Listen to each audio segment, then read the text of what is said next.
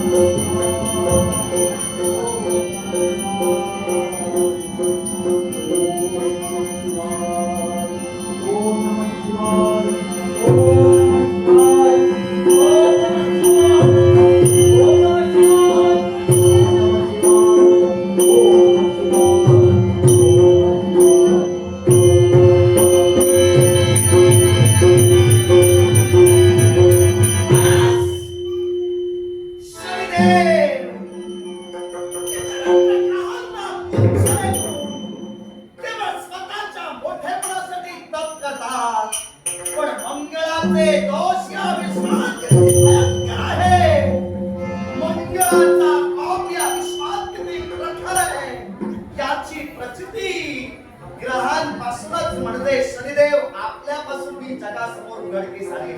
ते भाग या तुमच्या तपाचा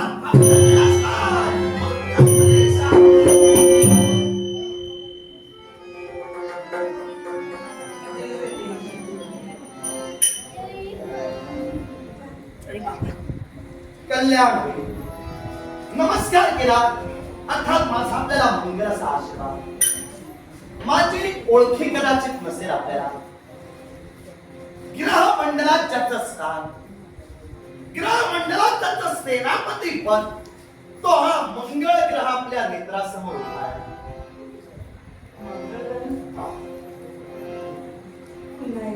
पुन्हा एकदा आशीर्वाद. मी ओळखलं नाही आपल्याला. कोण आपण?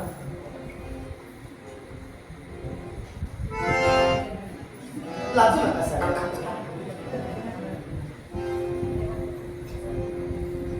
देवेंद्र महाराज, देवतांचे अधिपती, त्या षण्मांश दरबारात वाद्य गायन करणारे चित्ररथ गंधर्व यांची कन्या नीलमंदा नाव माझे. नीलमंदा? हा. वा, आपली ग्रंथिका झाली. आपल्या बोलण्यातील माधुरी आमच्या मनाला भोकेने घालून गेलं. मन आमचं समाधानी झालं. पण कर्तव्य आमचं मला प्रधान आहे. कर्तव्य आमचं मला श्रेष्ठ आहे. अर्थात कर्तव्याच्या दिशेला आमची वाटचाल होती. तेव्हा शनिदेव तिथं तपश्चर्येसाठी बसले असं आम्हाला समजलं. तेव्हा शनिदेव तर तपश्चर्येसाठी ते बसलेले आहेत याची प्रचिती आम्हाला आली. पण आपण इथं कसं काय? त्यांची एक सेवेकरी म्हणून. सेवा त्यांची करण्यासाठी? हो. म्हणजे शनिदेव तप करत असताना त्यांच्या सेवेसाठी आपण आहात. पण शनिदेव तप करत असताना त्यांच्या सेवेसाठी इथं दृढ निश्चयानं उभ्या असणाऱ्या नीलमंदा आपण आपला नेमका मनातील मानस मला समजू शकेल का? एकच ते 12 वर्षापर्यंत भक्ती करतील, तप करतील आणि त्यानंतर माझ्या इच्छेसाठी ते माझ्या बरोबर विवाह करणार आहे. काय? हो. आणि म्हणूनच भविष्यात होणारी त्यांची पत्नी या नात्यानं पत्नी जशी पत्नीची सेवा करते तसं लग्न आधीच आपल्या पतीच्या सेवेसाठी नीलमंदा देवी कारण त्यांची मते मनात ठाण देऊन बसलेली आहे. पती म्हणूनच मी त्यांना भरते, पुजते आणि त्यांची सेवा करते. आपल्या एकनिष्ठतेचं कौतुक, आपल्या ध्येयाबद्दल अभिमान वाटला. आता शनी महाराज जर तप करत असतील आणि सेवेसाठी जर आपण असाल तर माझा कार्यभाग या क्षणी तरी मला सफल करता येणार नाही. तेव्हा निश्चितच आपण म्हणाला 12 वर्षानंतर त्यांचा तप आटोपल्यानंतर निश्चितच खऱ्या अर्थानं त्यांची आणि आमची ग्रंथिका होऊ शकते. म्हणजे आता शनी महाराजांची आमचा संवाद 12 वर्षानंतर. तोपर्यंत नका ठेवू. तोपर्यंत तुम्ही त्यांच्या सेवेसाठी अशाच एकनिष्ठतेने राहा आणि आमचं कर्तव्य पूर्ण.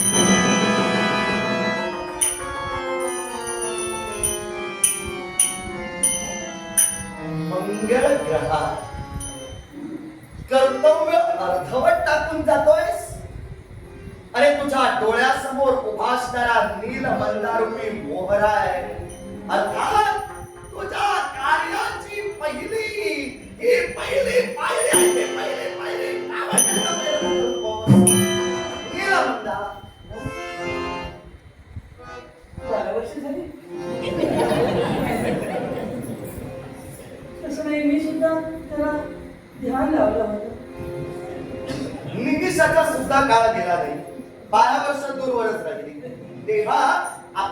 झालं असेल कदाचित त्यांच्या सेवेत आणि त्यांच्या भक्तीत आपण एवढ्या एकाग्र आणि तदात्मा आहात तेव्हा त्यांची मूर्ती मनात करून हात जोडला तरी 12 वर्ष झाली असं कदाचित आपल्याला वाटत म्हणजे असेल. आठवते लग्नाचं. 12 वर्ष अजून झालेली नाही. पण मी इथं थांबलो याच्या मुळाशी कारण आहे. मी बोलून गेलो 12 वर्षानंतर येऊन माझा कार्यभाग सफल करेन. पण आपल्याकडे पाहिलं आपली आत्मीयता आणि आपल्या बोलण्यातील माधुर्य पाहून आपल्याबद्दल माझ्या मनात आत्मीयता निर्माण झाली आणि म्हणून आपल्याबद्दल माझ्या मनात जी आस्था जन्माला आली त्या आस्थेपोटी मी आपल्याला सांगतोय देवी नीलमंगा शनी महाराजांशी लग्न करण्याचा निर्धार जो केला या निर्धाराशी ठाम आहात का? अगदी ठाम आहे. अगदी ठाम आहात. पण मला तरी असं वाटतंय मी म्हणतोय म्हणून नव्हे तुम्ही योग्य तो विचार करा. तुमचा जर संसार भविष्यातील तुम्हाला सुखकारक ठरवायचा असेल उज्ज्वल भवितव्य जर तुम्हाला नानाविध रंगाने रंगवायचं असेल तर शनी महाराजांचा नाद तुम्ही सोडलेलाच बरा. याच्या मुळाशी कारण आहे शनी देवतेवर आपण प्रेम केला. अहो प्रेम हे आंध्र असतं तेव्हा शनी देवतेवर प्रेम जरी केला तरी प्रेमाचं रूपांतर अजून लग्नात झालेलं नाही. तेव्हा सुधारण्याची किंवा सक्षम होण्याची हीच वेळ योग्य आहे.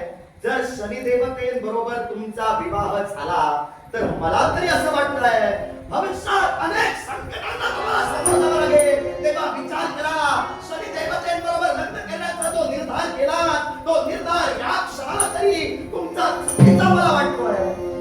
मंगळ देवते तुम्ही म्हणालात या वेळी तरी हा नाद सोडा.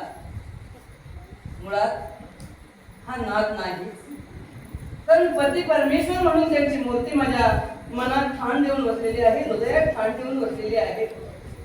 मी फक्त त्यांच्याकडे पती म्हणूनच पाहते आणि एवढी सगळी पवित्र कल्पना इच्छा धारणा असताना सुद्धा तुम्ही एक देवता माझ्यापर्यंत येत आहात.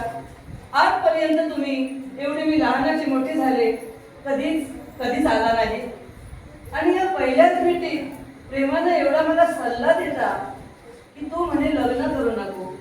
हे बघा माझं बरं होऊ दे नाही तर वाईट होऊ दे मी माझं सगळं काही ठरविलेलं आहे. तेव्हा तुम्हाला नकळतपणे काहीतरी वाईट माझ्या मुखातून शब्द येतील.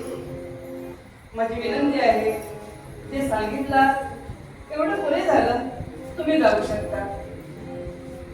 मंगळ ग्रह ग्रहांचा सेनापती आहे अर्थात तुम्ही माझ्यासाठी माझ्या कन्येप्रमाणे आहात. मी या आधी कधी तुम्हाला असं ज्ञानार्जन करायला आलो नाही असं तुमच्या मुखातून आता शब्द प्रयोग बाहेर निघाले. पण या आधी मी आलोच नव्हतो हे वास्तव सत्य मी मान्य करतोय. कारण तुम्ही तुमची ओळखी ज्यांच्या नावानं करून दिला त्यांचं खऱ्या अर्थानं देव सभेत होणार गायन वादन खऱ्या अर्थानं त्यांची होणारी देव सभेतील कार्य ही आमच्या जवळची आहे. पण तुम्हाला मी कधी पाहिलं नव्हतं म्हणून तुम्हाला सल्ला देण्याचा आमचा प्रश्नच उद्भवला नव्हता. पण या क्षणी ग्रंथिका झाली तुमची आणि माझ्या त्या ग्रंथिकेची ओढ निर्माण झाली त्यानुसार मी तुम्हाला सांगतोय मी तुमच्या मनात त्यांची मूर्ती पती म्हणून तुम्ही खऱ्या अर्थाने ठासविला तेव्हा मी तुम्हाला काय या लग्नापासून परावृत्त करतोय याच्या मुळाशी तसंच कारण आहे. अहो याच्याकडे काय आहे जन्मतःच याच्या वक्र दृष्टीमुळं याच्या जन्मदात्या बापाला सुद्धा भोग भोगावे लागले. यांच्या वक्र दृष्टीमुळं जन्माला घालणाऱ्या बापांना संकटाच्या वाटेवरून चालावं लागलं. अहो या शनिदेवाशी लग्न करून तुम्ही काय तुमचं हित साधणार? काय तुमचं हित साधणार? बाबा म्हणते एक शब्द सुद्धा बोलू नका, एकही शब्द बोलू नका. मंगळ देवते जो मी निर्णय घेतलाय तो माझ्या मनाला घेतलाय. हे जे तुम्ही काही सांगितलं ना ते सगळं मला ऐकून माहिती आहे. मी गंधर्वकन्या आहे आणि असं जुना विचार केली आमच्या जवळ सुद्धा होतं. चित्रात गंधर्व म्हणजे कोणी सर्वसामान्य नव्हे आणि असं असताना तिच्या कन्येला तुम्ही येऊन ज्ञानार्जन करणार आहात. माझं स्पष्ट तुम्हाला मी एक सूचना देते. आतापर्यंत ते घडलं ते मागं पडलं. त्यांची मूर्ती माझ्या हृदयात आहे ती तशीच राहणार आहे. यापुढे एक शब्द जरी बोललात ना तर मी तुमचा अपमान केल्याशिवाय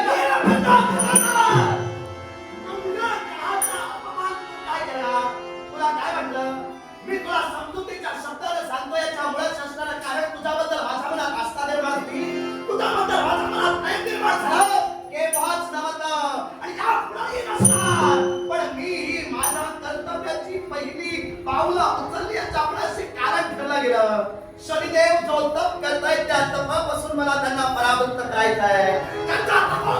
त्याशिवाय मंगळाचं कार्यसिद्धीस आणि हेच सगळं मी जाणून होते का? माझ्या मार्गात आपण येऊ नका. मग चला. काय इथं तुम्ही आलात?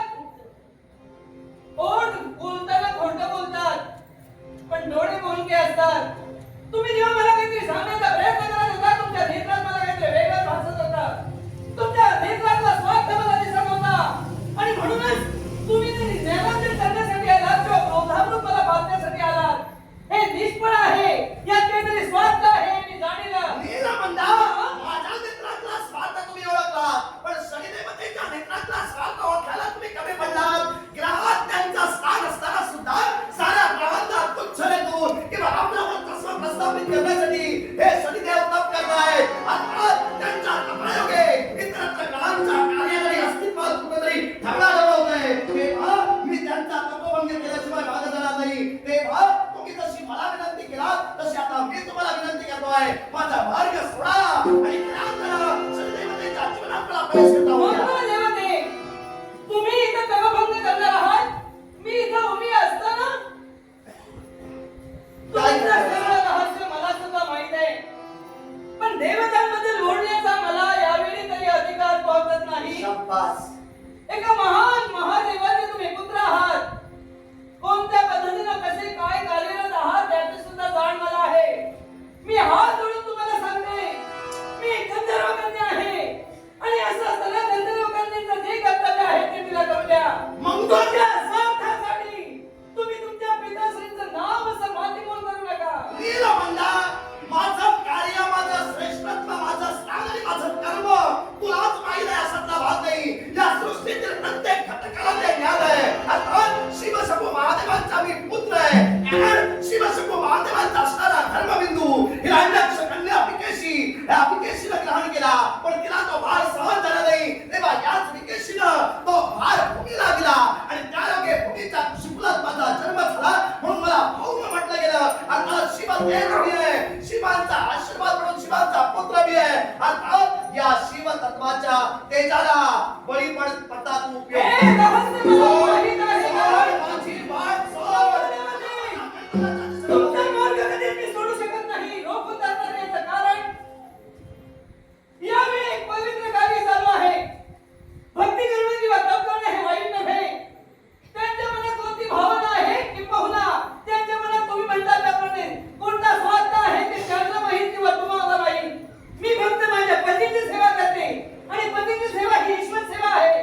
आणि तीच ईश्वर सेवा करत असताना तुम्ही जर यावेळी इथं व्यत्यय आणण्याचा प्रयत्न करत असाल, तुम्हीच काय अन्य कुणीही देवता जरी आला असतील तरी मी माझ्या कर्तव्यापासून कधीच हटणार काय नाही. करशील तू? काय करीन? माझं कर्तव्य अर्धवट टाकून त्या जाऊ इच्छित नाही. तेव्हा माझं कर्तव्य सफल झाल्याशिवाय मी तर मागे सरणार नाही. आता माझ्या मागात जर काटा डोलवला अशी नीलमंदे मी विसरून जाईन तू एक स्त्री आहेस.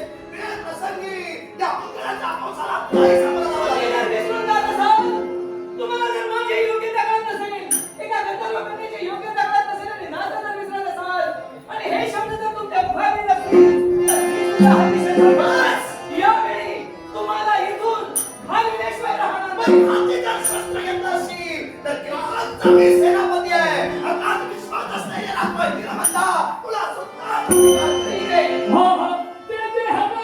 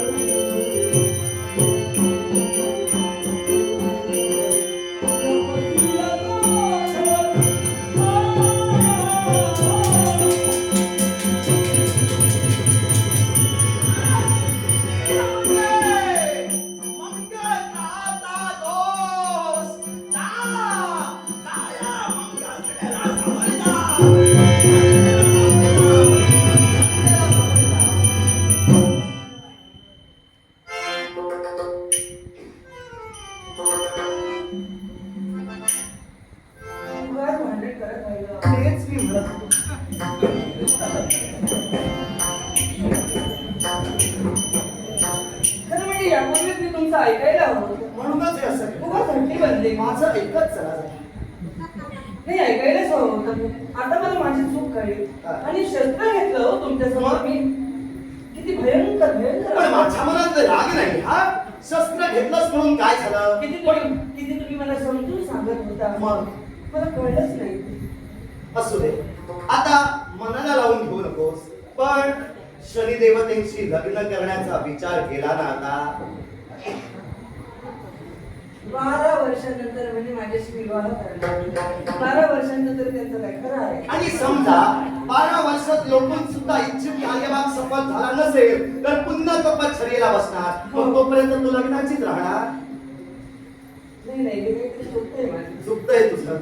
तेव्हा निर्णय चुकीचा वाटला मला. तेव्हा हा? योग्य निर्णय मी आता देईन तुला. तुम्ही खरंच आला फार बरं झालं. त्यापूर्वी कधी आला नाही पण योग्य वेळी तुम्ही आला. आणि तुम्हाला तर माहितीच आहे आई बाबांबद्दल. तुम्ही सांगितलं तरी माझ्या ध्यानी आलं नाही. तेव्हा आता एकच कर. शनिदेवतेंचा नाच सोड. मग कित्येक अशा पराक्रमी देवता आहे. तेव्हा तुझ्याकडे जर का पाहिलं तर तुझ्या सौंदर्यापुढं देव देवतांच्या भार्या सुद्धा फिक्या पडतील. तेव्हा एखाद्या सुंदर सुलक्षणी अशा देवतेबरोबर तुझा विवाह होऊन सुखाच्या संसाराला प्रारंभ कर. याचा नाच सोड आता. नाही नाही लग्न कोणाबरोबर मी करीन हे काही सांगता येत नाही. पण आई कशी तरी आता एवढी 12 वर्ष मी नाही राहू.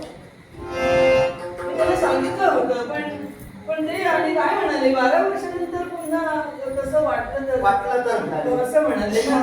आणि मग त्यांना तसं काहीतरी वाटलं तर मग तेव्हा काय आता निर्णय तुझा? माझा पक्का निर्धार झाला. काय पक्का निर्णय मी घेतलाय. योग्य असा सुमार्ग मला मिळाला. यांना 12 वर्ष भक्ती करते नाहीतर 24 वर्ष. मला आता इथं थांबायचं नाही. त्याचा काय देव बोलतो? असंच काहीतरी महत्वाचं असलं तर मध्ये मध्ये